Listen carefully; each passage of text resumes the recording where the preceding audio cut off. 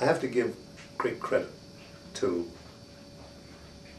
process as having gotten us to a code and to a symbol and to a system. Because what we really did was we created a system. And one of the strengths of our final choice for the technology that we picked was the companies were talking in their turn about the system. Nobody talked just about it, or few talked just about a symbol, and you take off from there. We have McKinsey, Tom Wilson, and Larry Russell, who were extraordinarily good at what they did. And they enforced the McKinsey process on us, and we lived by it. It was an execution process that they were expert at. And we stayed with it. We knew it was there. And it started with, what the hell is the task?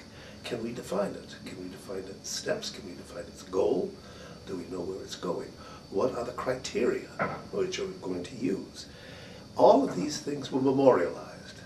All of these things were constantly put before us. For instance, the Symbol Committee started with a set of criteria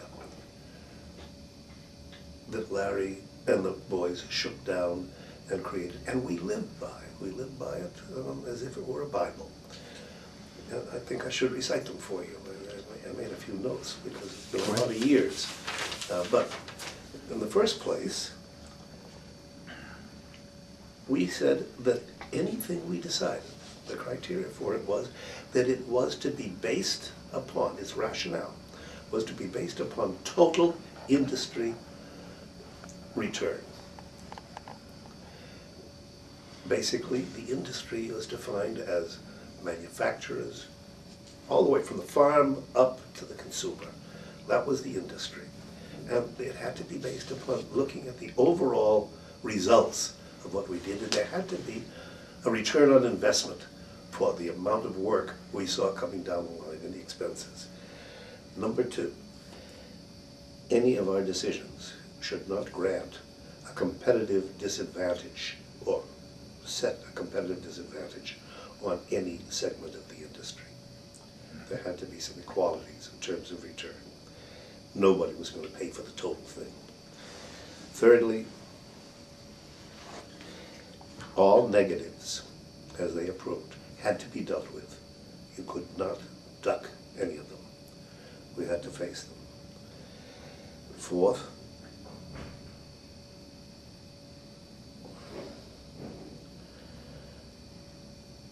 all opposition would be answered and discussed openly and in public. And last, the consumer industry.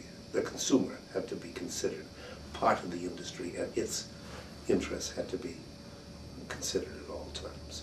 These were the 5 basic rules. It's been a long time since I thought about them and looked at them, that we governed ourselves by. And like any good constitutional issue, they developed as we went along. But we did this in every area. We spelled out our criteria, we spelled out our considerations, we spelled out in advance store tests, we did all the thinking we could possibly do on paper, and it was published. It was never kept internally, so that it was a total open process. So I give great credit to the fact that those of us who headed committees held our nose to that grindstone. And secondly, the people responded to it. And we learned how to build them so that they would support the activities of the committee and its validity. And its validity was an important thing to do. Fortunately, Russell and Tom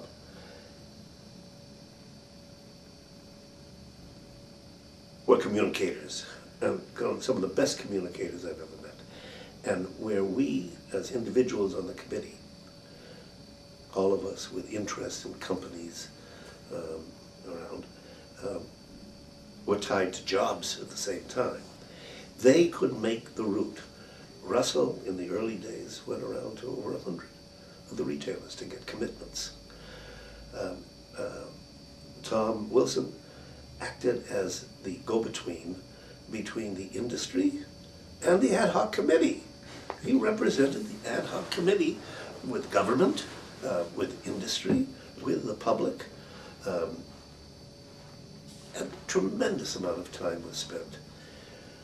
So that the process involved not just being open and sharing the structure of how we approach the subject with the public and competitors, but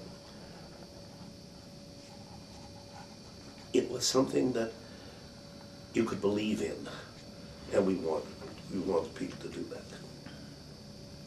So, holding our nose to those grindstones, those rules, I think took us to where we were going, and the communication of it to the industry on a regular basis and to the public very often, although it created tremendous problems and absorbed a tremendous amount of time, it was very, very useful. I give that the basic structure. We tried to duck the consensus problem. We weren't a consensus body. We were not ANSI, and we were not the International Standards Organization, which dealt with consensus. Consensus takes a tremendous amount of time. We didn't have any time. And the third factor that we had here was that we intelligently set a time limit. Tom promised the ad hoc committee that it could be done in 2 years, that our job could be done in 2 years. And they held him to it because they recognized that their time was limited too. We're not going into why it was created or what, but part of it was the industry was desperate for some really strong moves to improve its productivity. We've been showing lousy results. And these guys took on a thankless job, a first-time job that's never been done before. The association stepped aside, and these 10 CEOs and their top assistants committed themselves to finding an answer. Was an automated front end going to take place? And if it was, how did you do it? And when could you get it done? And the time was hot, the time was now. And we almost tied ourselves to that time limit by going out and having people commit to agreeing to whatever it is we decided we were going to do. The committee asked for approval of its unknown results from an industry. Who ever heard of it? In fact, who ever heard of a standardization effort being started by an industry? They came out of companies, they came out of inventions, they came out of the facts of the marketplace. Ours didn't. It came out of the brains of an industry, searching for a way to improve itself, but in the process, per its roles, considering the consumer, considering equality of opportunity within the industry, and a factual return. So that time limit was very, very important, and it worked for us. It worked not only to make us work, but the equipment people that we were talking to knew that there was a time limit. The fifth question, I think I'm up to 5, the fifth period. Nobody understood our industry. We were the raw end of the end of the technology world. We were grocers. We put stuff on shelves. There was nothing there. Who knew from the technical companies what kind of a market there was here? And for the first time, we were literally selling our industry. We were talking about the size of the development we were going to create, the size of that market. the funds that were available for it, the returns that were there. We were justifying, for the first time, technology to take a shot at retailing. I think if you put those things together, you have some kind of an idea of how we went about selling and doing the job we had to do.